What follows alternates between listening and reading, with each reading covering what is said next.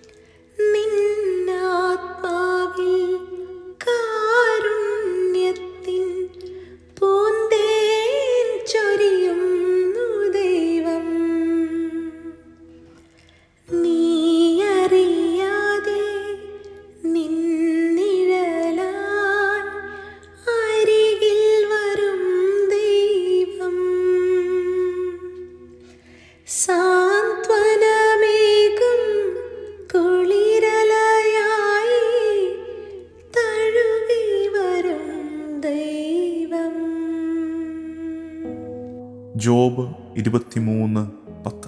The book of Job, chapter 23, verse 10. എന്നാൽ എൻ്റെ വഴി അവിടുന്ന് അറിയുന്നു.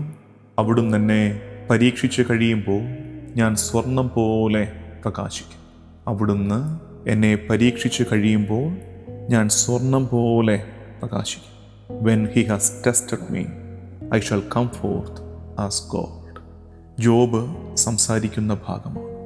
സഹനങ്ങളുടെ നടുക്ക് സഹനങ്ങളുടെ കാരണമറിയാതെ വലയുന്ന ജോബ് പറയുന്നത്, ഞാൻ തിരിച്ചറിയുന്നു, ഇതെൻ്റെ നാശത്തിനുള്ള സഹനമല്ല, മറിച്ച് എൻ്റെ ശുദ്ധീകരണത്തിനുള്ള സഹനമാണ്. നീതിമാന്റെ സഹനം എന്നും നമ്മുടെ സംശയത്തിൻ്റെ വിഷയമാണ്. Why should the just suffer? നീതിമാൻ എന്തിന് സഹിക്കണം? തെറ്റ് ചെയ്യാത്തവൻ എന്തിന് സഹിക്കണം? നീതിമാനായ ജോബ് താൻ കടന്നു പോകുന്ന സഹനാനുഭവങ്ങളെ വ്യാഖ്യാനിക്കുന്ന രീതിയാണ്, അവിടുന്ന് എന്നെ പരീക്ഷിച്ച് കഴിയുമ്പോൾ ഞാൻ സ്വർണം പോലെ പ്രകാശിക്കും. പരീക്ഷണകാലം ആത്മാവിനെ റിഫൈൻ ചെയ്യുന്ന, ശുദ്ധീകരിക്കുന്ന കാലമാണ്. ഈ നോമ്പ് കാലം നമ്മെ പഠിപ്പിക്കുന്നത്, നീ കടന്നു പോകുന്ന വേദനയുടെ നൊമ്പരത്തിൻ്റെ നേരങ്ങളെ കർത്താവിൽ ആശ്രയിച്ച് അതിജീവിക്കാനാണ്.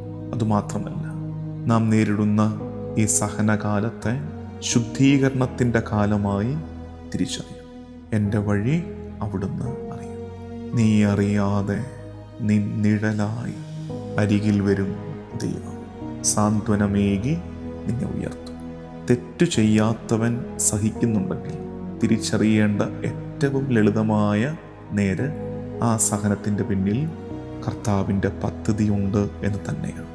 പലപ്പോഴും നമ്മൾ ചോദിച്ചു പോകുന്ന ചോദ്യമാണ്, ഒരു തെറ്റും ചെയ്യാത്ത ഞാൻ എന്തിന് സഹിക്കണം? ഒരു തെറ്റും ചെയ്യാത്ത നീ സഹിക്കുന്നുണ്ടെങ്കിൽ നീ കർത്താവിൻ്റെ കുരിശിൽ പങ്കുപറ്റുകയാണ്. നിന്റെ സഹനം രക്ഷാകര സഹനമായി മാറാൻ പോവുകയാണ്. പാദ്രെ പിയോ പറയുന്നു, suffering is the kiss of Christ. നീതിമാന്റെ സഹനം മിശിഹായുടെ ചുംബനമാണ്. കർത്താവിൻ്റെ ചോര പടർന്ന മുഖം കൊണ്ട് അവൻ നിന്നെ ചുംബിക്കുന്നതാണ് നീതിമാന്റെ സഹനം. ആ ചോര, ആ രക്തം നമ്മുടെ ദേഹത്തേക്കും പടരുന്നതാണ് നമ്മുടെ സഹനം. നമുക്ക് പ്രാർത്ഥിക്കാം. കർത്താവും ദൈവവുമായ ഈശോ മിശിഹായേ, പരീക്ഷണങ്ങളുടെ കാലത്ത് എൻ്റെ വിശ്വാസത്തെ നീ സജീവമായി നിർത്തണമേ. ഈ സഹനകാലത്തെ അതിജീവിച്ച് ഹൃദയവിശുദ്ധീകരണത്തിലൂടെ കടന്നു പോകാൻ നീ എന്നെ ഒരുക്കണമേ. നിന്റെ പദ്ധതികളിൽ ആശ്രയിക്കാൻ എന്നെ നീ പഠിപ്പിക്കണമേ. ഈ ദിവസത്തിൻ്റെ എല്ലാ വ്യാപാരങ്ങളെയും ഈശോയ്ക്ക് വിട്ടുകൊടുത്ത് ദിവസത്തിൻ്റെ ആശീർവാദം സ്വീകരിക്കാം.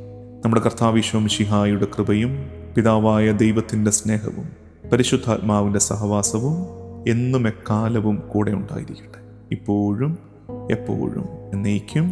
ആമേൻ.